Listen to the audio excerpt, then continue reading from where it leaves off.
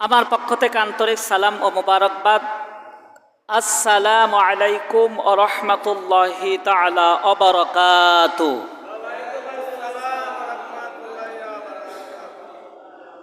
শুকর গুজার করছি মহান রব্বুল আলামিনের দরবারে, যেই মহান রব্বুল ইজ্জাত আল জালাল আমাদেরকে দীর্ঘ একটা সপ্তাহ অপেক্ষা করার পর মহান আল্লাহর ঘর মসজিদে সালাতুল জুমা আদায় করার যে তৌফিক, যে সম্মান আমাদেরকে আল্লাহ দিয়েছেন, সেই মনিবের দরবারে মন থেকে ভালোবাসা উজাড় করে দিয়ে শুকরিয়া আদায় করি আলহামদুলিল্লাহ। দুরুদ আকায়ে নামদার তাজদারে মদিনা সরকারে দো আলম আহমদ মুস্তাফা মুহাম্মদ মুস্তাফা, সকলে বলি সাল্লাল্লাহু আলাইহি ওয়াসাল্লাম। সম্মানিত মুসল্লিয়ানে কেরাম, আপনারা সবাই কেমন আছেন? আমরা ভালো আছি। এটার মূল কারণ বা মূল উদ্দেশ্যই হলো আল্লাহ তাআলা আমাদেরকে ভালো রেখেছেন আল্লাহর কাজগুলো করার জন্য। ঠিক কিনা ভাই? কি কথা বলতেছেন? এখানে আসছেন শুধু আমার কথা শোনা ছাড়া আর কোনো কাজ নাই। চুপ করে শুধু এদিকে তাকাবেন, এইখানে কথা শুনবেন, অন্য কোনো কথা বলবেন না। আল্লাহ তাআলা আমাদেরকে সুস্থ রেখেছেন, এটা কত বড় নিয়ামত। আল্লাহ যে আমাদেরকে পছন্দ করেন তার সবচেয়ে বড় উদাহরণ হচ্ছে ওইটা যে আল্লাহ আমাদেরকে দুনিয়াতে না ফালাইয়া রাইখা আমাদেরকে আল্লাহ তাআলা আল্লাহর ঘর মসজিদে আসার জন্য ব্যবস্থা করেছেন। সুবহানাল্লাহ। সবাইকে আসতে পারছে?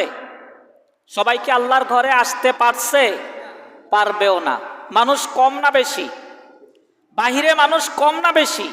বেশি। ভিতরে মানুষ কম না বেশি? কম। কারণ বাজারে ওই জিনিসটার দাম বেশি থাকে যেই জিনিসটা কম থাকে। ঠিক কিনা ভাই? কথা বুঝছেন? বাজারে কোন জিনিসটার দাম বেশি থাকে? যেই জিনিসটা কম। আল্লাহ তাআলার ঈমানদার বান্দা পৃথিবীতে কম, এর জন্য তাদের দামও বেশি। আল্লাহ তাআলা তাদেরকে এমন পরিমাণ, এমন দামে উত্তীর্ণ করেছেন, কোন এক বিশেষজ্ঞ আলেমে দ্বীন, লেখক, গবেষক, তিনাকে একজন সাধারণ আম পাবলিক, যার কোনো শিক্ষাগত যোগ্যতা নাই, তিনি প্রশ্ন করেছিল যে হুজুর বলেন তো দেখি, এলেম বড় না ঈমান বড়? কি প্রশ্ন করছে? হুজুর বলেন তো দেখি, এলেম বড় না ঈমান বড়? এলেম দরকারি বেশি না ঈমান দরকারি বেশি? হুজুর ওর মুখের দিকে তাকিয়ে বলছে যে মানুষটা যতটুকু প্রশ্নটা করছে তার 3 ডবল বড়। কথা বুঝাইতে পারি নাই? মানুষ যতটুকু প্রশ্নটা করছে তার চাইতে 3 ডবল কি বড়। ওই গবেষক তার মুখের দিকে তাকিয়ে বলছে, বাবা তুমি যেই চিন্তা থেকে এই প্রশ্নটা করছো আমার বুঝতে আর বাকি নাই।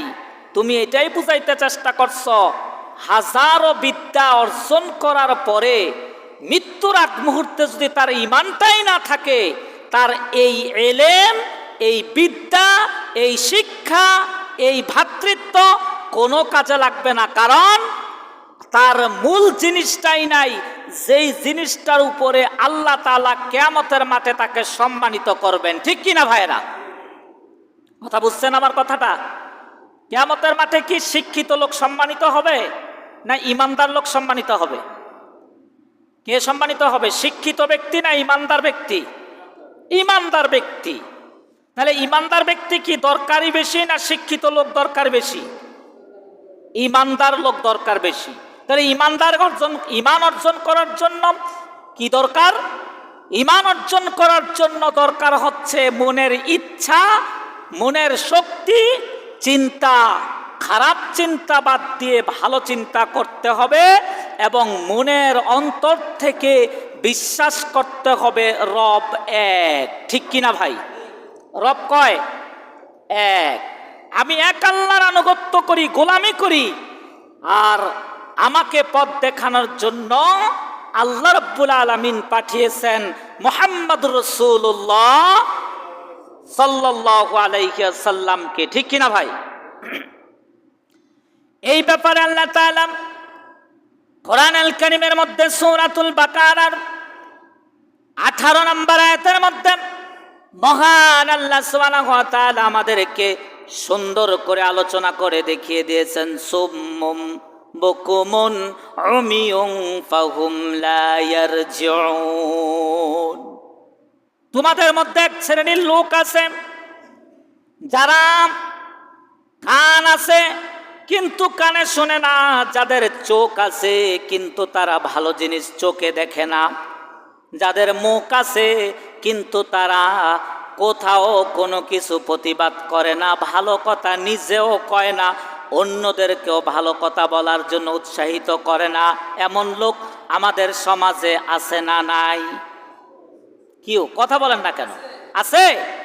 কিছু লোক কানে শোনে, কোরআনের কথা প্রতিদিন শুনতেছে, কিন্তু সে শুনে এই বিষয়টা কি বুঝার চেষ্টা করে না। তাদের ব্যাপারে বলছে তারা হচ্ছে বয়রা। আরেক দল লোক আছে তারা মুখ বন্ধ করে থাকে, প্রতিবাদ করে না, হক কথা বলে না। তারা মুখ থাকার পরেও, কথা বলার শক্তি থাকার পরেও, সূরাতুর রহমানের মধ্যে আল্লাহ তাআলা কত সুন্দর করে আমাদেরকে শিক্ষা দিচ্ছেন। আর রহমান, তিনি দয়াময় রহমান। আল্লামাল কোরআন, তিনি আমাদের জন্য নাজিল করেছেন কোরআন। ঠিক কিনা ভাই? কি করছেন? খলাকাল ইনসান, তিনি তৈরি করেছেন মানুষ। এই মানুষগুলো কিভাবে কথা বলবে, এই ব্যাপারে আল্লাহ রাব্বুল আলামিন তাদের মুখটাকে ফুটিয়ে দিয়েছেন, কথা বলার সক্ষমতা দিয়েছেন। 4 নম্বর আয়াতে তিনি বলতেছেন আল্লামাহুল বায়ান। মানুষ, তোমাকে আমি শুধু তৈরি করি নাই, তোমার মনের ভাব প্রকাশ করার জন্য আমি আল্লাহ তাআলা তোমাকে কথা বলার মতো যোগ্যতা দিয়েছি। সুবহানাল্লাহ। কার কাছে কইলাম সুবহানাল্লাহ কর না কেন? কি সমস্যা আপনাদের? কি কানে শোনেন না? বোবা সব লোকগুলো বোবা মনে হচ্ছে।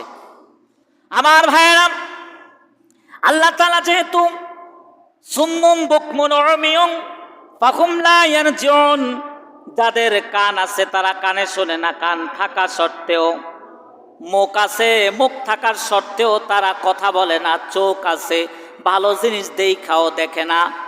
এই ধরনের লোকদের ব্যাপারে আল্লাহ তাআলা সূরাতুল বাকারার 23 নম্বর আয়াতে তাদেরকে আবার ইঙ্গিত করে বলতেছেন, ওয়া ইন কুতুম ফি রাইবিম মিম্মা নাযালনা আলা আবদিনা ফাতু বিসূরাতিম মিন মিসলিহি ওয়াদউ শুহাদাআকুম মিন দুনিল্লাহি ইন কুতুম সাদিকিন। জোরে সরে বলে আল্লাহু আকবার। কোরআন কত সুন্দর, তাই না? ওয়া ইন কুতুম, আল্লাহ তাআলা বলতেছেন আমার পক্ষ থেকে তোমাদের জন্য ফি রাইবিম মিম্মা নাযালনা, আমার পক্ষ থেকে তোমাদের জন্য নাজিল হয়েছে, নাযালনা, আমি নাজিল করেছি তোমাদের জন্য কোরআন। ঠিক কিনা ভাই? কি নাজিল করেছেন? কোরআন আমাদের জন্য নাজিল করেছেন আল্লাহ। ওয়া ইন কুতুম ফি রাইবিম মিম্মা নাযালনা আলা আবদিনা ফাতু, তোমাদেরকে যে কোরআন নাজিল করা হয়েছে, এই কোরআনের মধ্যে অনেকগুলো সূরা রয়েছে। যেমন এভাবে সূরাগুলোকে সাজানো হয়েছে, একটা আয়াতের পরে আরেকটা আয়াত যেভাবে সাজানো হয়েছে, এই আয়াতগুলো তোমাদের কাছে পৌঁছানো হচ্ছে। তোমরা যারা এই আয়াত মানতেছো না, তোমরা যারা এই আয়াত শুনতেছো না, তোমাদেরকে আল্লাহ প্রশ্ন করতেছে, মিম্মা নাযালনা আলা আবদিনা, যদি তোমরা পারো, যদি তোমরা এটাকে না মানো, যদি তোমরা এটাকে না বিশ্বাস করো, আল্লাহ বলছেন কোনো সমস্যা নাই, তাহলে একটা কাজ করো। কাদেরকে বলছেন? যারা এটা বিশ্বাস করে না। আমরা কি এটা বিশ্বাস করি না? কোরআন কি আমরা বিশ্বাস করি? কিউ আপনারা কি আমার কথা শুনতে পান না? কোরআন কি আমরা বিশ্বাস করি? তো কি সমস্যা কথা বলতে গেলে আপনাদের? এখানে তো আল্লাহ আপনাকে প্রশ্ন করছেন, আমি আপনাকে প্রশ্ন করবো না। আয়াতের মধ্যে আছে এরকম যে তোমরা কি আমার কোরআন বিশ্বাস করো? করি। তাহলে যদি তোমরা আমার কোরআন বিশ্বাস করো তাহলে এটা মেনে চলো। আর যারা বলবে এই কোরআন বিশ্বাস করি না, তাদেরকে আল্লাহ তাআলা বলতেছেন, আবদিনাম ফাতু, তাহলে একটা কাজ করো, বিসূরাতিম, এমনি ভাবে যেভাবে কোরআনের মধ্যে সূরাগুলো নাজিল হয়েছে, আয়াতগুলো নাজিল হয়েছে, ফাতু বিসূরাতিম মিন মিসলিহি, তোমরা যদি পারো এমনি একটা সূরা তৈরি করে নিয়ে আসো। কোনোভাবে কি সম্ভব? আমাদের পক্ষে কি এই কোরআনের মতো হুবহু একটা সূরা বানানো সম্ভব? আমরা কি পারবো? এটা পারবো না। আল্লাহ তাআলা শুধু এটাই বলে না, ফাতু বিসূরাতিম মিন মিসলি ওয়াদউ শুহাদা, তোমরা সাহায্য নাও, নিজেরা না পারলে তোমরা সাহায্য নাও। কাদের? ওয়াদউ শুহাদাআকুম মিন দুনিল্লাহি ইন কুনতুম সাদিকিন, তোমরা যাদেরকে কবি মানো, সাহিত্যিক মানো, জ্ঞানী মানো, সমাজের মধ্যে যারা কোরআন হাদিস কিছুই জানে না, এমন লোকদেরকে, যারা দিন তারা দুনিয়ায় শিক্ষিত, সমাজের মধ্যে তাদেরকে বুদ্ধিজীবী বলা হয়, ঠিক কিনা? কোনো আলেমকে বুদ্ধিজীবী বলে না তো, কোনো আলেমকে বুদ্ধিজীবী বলা হয় না। বলা হয় কাকে?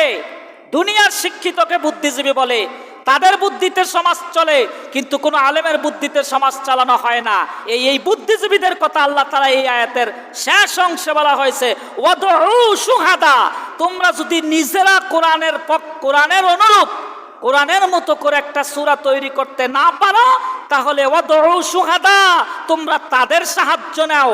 ওয়াদউ শুহাদাকুম মিন দুনিল্লাহি, তোমরা যাদেরকে বিশ্বাস করো, যাদেরকে মেনে চলো, তোমরা যাদেরকে নেতা বলো, তোমরা যাদেরকে বুদ্ধিজীবী বলো, তোমরা যাদেরকে জ্ঞানী বলো, তাদেরকে তোমরা ডেকে আনো। তোমাদের যত জ্ঞানী আছে, যত বুদ্ধিজীবী আছে, সমস্ত বুদ্ধিজীবীগুলাকে তোমরা ডেকে নিয়ে আইসা, মিন দুনিল্লাহি ইন কুনতুম সাদিকিন, এবং তোমরা যদি সত্যবাদী হও, তোমরা তোমাদের অবস্থানে যদি সত্য কথা বলে থাকো, তাহলে আমার এই কোরআনের মতো একটা সূরা তৈরি করে দেখাও। পারবেন সূরা তৈরি করতে? কোনো সম্ভব? কোনোভাবেই সম্ভব? কোনোভাবে সম্ভব না। এই কথা কাকে বলা হয়েছিল? আবু জাহেলের গোষ্ঠীকে বলা হয়েছিল, আবু জাহেল, তুমি যদি পারো, মুহাম্মদ সাল্লাল্লাহু আলাইহি সাল্লাম যেই কথাগুলো বলতেছে, যেই আয়াতগুলো তিনি প্রচার করতেছে, তুমি পারলে এই আয়াতের মতো হুবহু একটা আয়াত তৈরি করে দেখাও, তাহলে আমরা বিশ্বাস করব যে এই কোরআনটা হচ্ছে বানোয়াট। নাউজুবিল্লাহ কর। আসলে কি কোরআন কি বানোয়াট? কোরআনটা কার বাণী? আল্লাহর বাণী। এই আল্লাহর বাণীটা কোনোদিন কেউ কমাইতে পারবে? কেউ বাড়াইতে পারবে? পৃথিবীর মধ্যে সমস্ত কিতাব একদিকে রাখা হোক, সমস্ত কিতাব বাড়ানো হয়, কমানো হয়, ভুল সংশোধন করা হয়, হয় না? হয় না? লেখকের বই যেমন দেখেন 1996 সালে একজন আমাদের দেশে একজন কারি সাহেব ছিলেন, কারি বেলায়েত, তিনি একটা বই লেখছেন, নুরানি পদ্ধতিতে কোরআন শিক্ষা। তিনি একটা বই রচনা করছেন, একটা বই লেখছেন। এই বইটা এই 2025 আসতে আসতে, এই 2025 সাল আসতে আসতে প্রায় 7 থেকে 7-8 বারের মতো বইটা পরিবর্তন করা হয়েছে। খালি নতুন নতুন কিছু সংযোজন করা হয়, আরেকটু আধুনিক করা হয়, আরেকটু সহজ করা হয়। তার মানে মানুষ যা জ্ঞান অর্জন করতেছে দুনিয়ার মধ্যে, এই জ্ঞানগুলো একটাও স্থায়ী না। এই জ্ঞানের পরিবর্তন এক সময় সময় পরিবর্তন হচ্ছে, ঠিক কিনা ভাই? যেমন এখানে অনেকেই মেট্রিক পাস করছেন, অনেকে মেট্রিক পাস করছেন, করছেন না ভাই?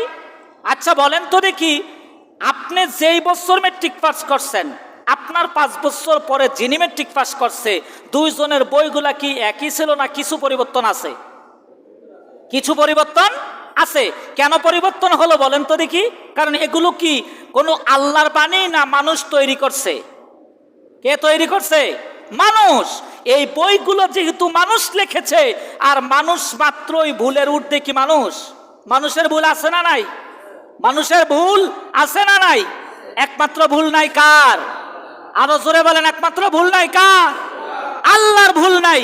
যার জন্য যুগকে যুগ, শয়ে শয়ে বৎসর ধরে, ১৫০০ বৎসর ধরে কোরআন যেইভাবে আল্লাহর কাছ থেকে নাজিল হয়েছে, আল্লাহ তাআলা ১৫০০ বৎসর পরে 1447-48 হিজরিতে এসেও এখনো কোরআন আগের মতো অবস্থানে আছে।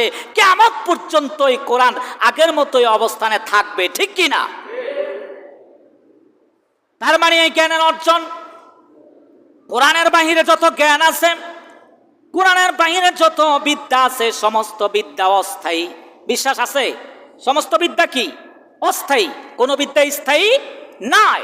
শুধু একমাত্র কোরআন আল কারীমের বিদ্যাটা কি স্থায়ী না অস্থায়ী? স্থায়ী। এই বিদ্যা যদি তুমি অর্জন করো, তাহলে ওই যে একজন আম পাবলিক একজন হুজুরকে, আলেমে দ্বীনকে প্রশ্ন করেছে কি, বিদ্যা বড় না ইমান বড়? যদি তুমি কোরআনের জ্ঞানে জ্ঞানী হও, তাহলে তুমি দুটোটাকেই রাখবা, কারণ যে কোরআনের জ্ঞান অর্জন করবে তার ইমানটাও মজবুত হওয়ার জন্য সহজ হয়ে যাবে, ঠিক কিনা ভাই? আর যে কোরআনের জ্ঞানের বাহিরে থাকবে তার ইমানটা মজবুত হবে না। কেননা ইমান মজবুত করার যেই ফর্মুলা দরকার, ইমানটাকে তাজা করার জন্য যেই জ্ঞান দরকার, যেই চেতনা দরকার, কোরআন ছাড়া অন্য কোথাও থেকে এই চেতনা পাওয়া সম্ভব হবে না। সম্মানিত ভাইয়েরা, এর জন্য বলা হচ্ছে পৃথিবীর জমিন থেকে মূল জ্ঞান, মূল ভিত্তি হচ্ছে ইমান। আল্লাহ তাআলা যার ইমান থাকবে তাকে সম্মানিত করবে। আমার চোখের সামনে দিয়া আম জনতা জান্নাতে চলে যাবে, আমি আলেম হয়েও জাহান্নামে যেতে হবে, কারণ তার সাথে আমার পার্থক্য, তার ইমান আছে আর আমার ইমান নাই, ঠিক কিনা ভাই? আর আসতে বলেন, আমার কি নাই? ইমান নাই। এর জন্য আমাদেরকে ইমানের প্রতি জোর দিতে হবে ইসলামিক জ্ঞান অর্জন করার পাশাপাশি, ঠিক কিনা ভাই? আল্লাহ সুবহানাহু ওয়া তাআলা এর জন্য পৃথিবীর জমিনে কত সুন্দর করে মানব জাতিকে তৈরি করেছেন, মানব জাতির প্রতি তিনি গুরুত্ব দিয়েছেন। আল্লাহ তাআলা বলতেছেন, ফাইল্লাম তাফআলু ওয়া লান তাফআলু فاتقوا النار التي وقودها الناس والحجارة أعدت للكافرين। এ আমার রব ও আমার আল্লাহ, আমাদেরকে দুনিয়াতে দৃঢ় করো, আমাদেরকে মজবুত করো, আমাদের ইমানটাকে মোস্তাগরা করো, আমাদেরকে কাফেরদের বিরুদ্ধে শক্তি দাও, কাফেরদের বিরুদ্ধে আমাকে শক্তি সঞ্চয় করাও, কাফেরদের বিরুদ্ধে আমাদেরকে যুদ্ধ জাহাতে সহযোগিতা করো, কারণ আল্লাহর সহযোগিতা ছাড়া কখনোই দুনিয়াতে ইসলাম প্রতিষ্ঠা করা কোনোভাবে কোনো দিক থেকে সম্ভব হবে না, ঠিক কিনা? আল্লাহ যদি চায় ইসলাম প্রতিষ্ঠা হবে, আল্লাহ চাবে না ইসলাম প্রতিষ্ঠা হবে না।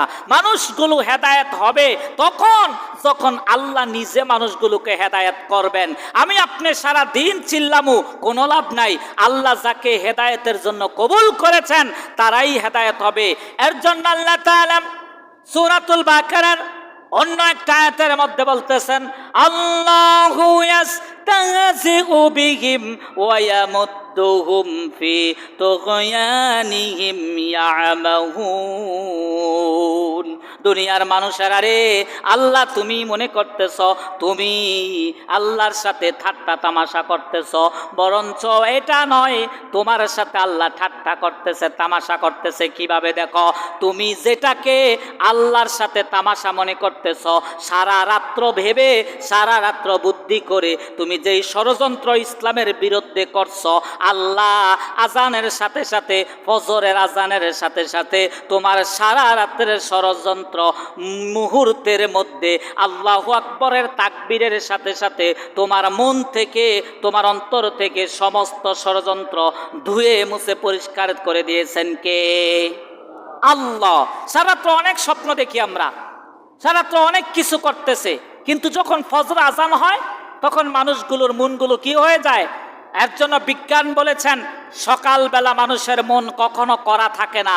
সকালে মানুষের মনটা সকালের ঠান্ডা বাতাসের মতো, মানুষের মনটাও ঠান্ডা থাকে, ঠিক কিনা ভাই? কেউ কথা বলেন না কেন? সকালে কি কেউ ঘুম থেকে উঠে কি রাগ দেখায়? না, মানুষের মনটা সকালে ঠান্ডা থাকে।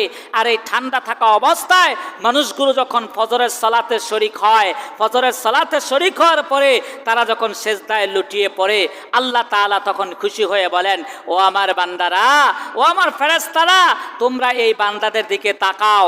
তারা ঘুমাইছিল, আবার ঘুম থেকে উঠছে, উঠেও আমি আল্লাহর আনুগত্য গোলামি প্রকাশ করেছে। আমি আল্লাহ খুশি হয়েছি। তারা যে একটা রাত্র নিদ্রার পরে, নিদ্রা অবস্থায় তারা বিভিন্ন রকম স্বপ্ন দেখেছে, শয়তানি ওয়াসওয়াসায় পড়েছে, বিভিন্ন রকম পাপ করেছে, এই রাতের অন্ধকারে সমস্ত পাপ থেকে তারা এই সেজদায় পড়ার কারণে আমি আল্লাহ তাআলা তাদেরকে এখন থেকে, এই মুহূর্ত থেকে মাফ করে দিয়েছে। বলুন সুবহানাল্লাহ। আল্লাহকে আমাদের জন্য, আল্লাহ আমাদেরকে কখনোই পাপিষ্ট করে রাখতে চান না। আল্লাহর কথা হচ্ছে, বান্দা তুমি পাপ করবা এটা আমি আগেই জানতাম, ঠিক কিনা ভাইরা? আল্লাহ যে আমরা যে পাপ করব এটা আল্লাহ আগেই জানেন। এর জন্য আল্লাহ সুবহানাহু ওয়া তাআলা আমাদেরকে আগের থেকেই সতর্ক করেছেন। তুমি যখনই পাপ করবা, তোমার মনে হবে তুমি পাপ করেছ, সাথে সাথে তুমি কি করবা?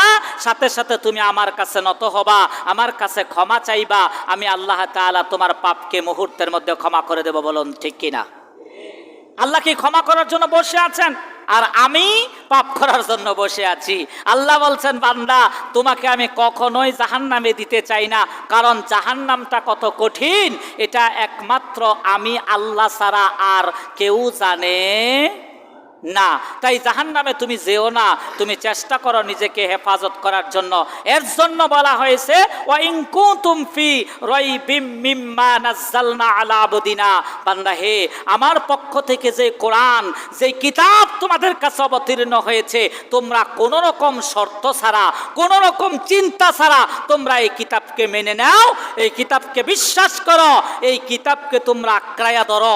অবশ্যই আমি আল্লাহ তাআলা তোমাদেরকে এই কিতাব আঁকড়ায় ধরার জন্য বিজয় দান করে দেব, ঠিক কিনা? কোরআন আল কারীমের সফলতা পাইতে হলে, কোরআন আল কারীম থেকে শিক্ষা নিতে হলে, কোরআন আল কারীম দিয়া সমাজকে সুন্দর করতে হলে অবশ্যই কোরআন আল কারীমকে মানতে হবে, কোরআন আল কারীম দিয়া নিজের জীবন সাজাইতে হবে। তাহলে আমি মৃত্যুর আগে ঈমান নিয়ে কবরে যাওয়ার মতো সম্ভাবনা বেশি থাকবে। আর যদি আমি আমার ইচ্ছে মতো জীবন যাপন করি, তাহলে মৃত্যুর সময় মুনাফেক, নাফরমান, কাফের, বেঈমান হয়ে মৃত্যুবরণ করাটা একেবারে আমার জন্য স্বাভাবিক, ঠিক কিনা ভাইরা? মানুষ কয়জন মারা যায় ঈমান নিয়ে বলেন তো দেখি? বলতে পারি আমরা বলতে পারি না, কিন্তু আমরা ভাব দেখে বুঝতে পারি অনেক মানুষই ঈমান ছাড়া মৃত্যুবরণ করতেছে। যেহেতু কোরআন এবং হাদিস আমরা পড়তেছি, কোরআন এবং হাদিসে কিছু ধার দেখিয়ে দেওয়া হয়েছে, কিছু রাস্তা দেখিয়ে দেওয়া হয়েছে। যাদের মৃত্যুগুলো এরকম হবে তারা বেঈমান হয়ে মৃত্যুবরণ করেছে, যাদের মৃত্যুগুলো এরকম হবে তারা ঈমান নিয়ে মৃত্যুবরণ করতেছে। কিছু সিস্টেম, কিছু থিমস আল্লাহ তাআলা দিয়ে দিয়েছেন, যেই থিমসগুলো দেখে দেখে আমরা বুঝতে পারবো আমরা আমাদের সামনে যেই লোকটা মৃত্যুবরণ করতেছে এটা কি ঈমান নিয়ে করতেছে না বেঈমান হয়ে মরতেছে। এর কিছু থিমস আল্লাহ তাআলা বিশ্বনবীর মাধ্যমে তার হাদিসের মধ্যে, কোরআনের মধ্যে কিছু মৃত্যুর থিমস দিয়ে দেওয়া হয়েছে। এই মৃত্যুর থিমসগুলো যদি আমরা জানতে হয় তাহলে ইসলামিক জ্ঞান অর্জন করার দরকার আছে না নাই? আছে।